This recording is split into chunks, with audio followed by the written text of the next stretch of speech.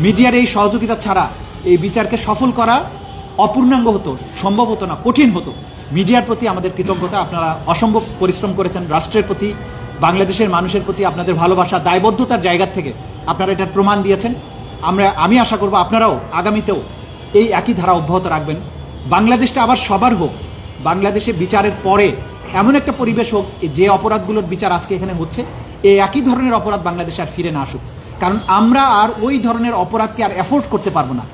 আবার গুম হয়ে যাবে, নাই হয়ে যাবে, যখন তখন তাকে ধরে নিয়ে যেয়ে হত্যা করবে, পুলিশ নির্বিচারে গুলি করে মানুষ মারবে, এইরকম দিন আমরা আর দেখতে চাই না। সেই কারণে সবাই মিলে আমরা কাজ করেছি। আমরা হ্যাপি আমার টিমমেটদের প্রতি, তদন্ত সংস্থার প্রতি। আমার টিমমেটরা সবাই প্রত্যেকেই তার জায়গা থেকে অবদান রাখার চেষ্টা করেছেন। আমি প্রত্যেকের উপর আজকে বলছি, আমি প্রত্যেকের উপরে সন্তুষ্ট। আজকে একটা আনন্দ নিয়েই যাচ্ছি যে যতদিন দায়িত্ব পালন করেছি প্রত্যেককে আমাকে হেল্প করেছেন।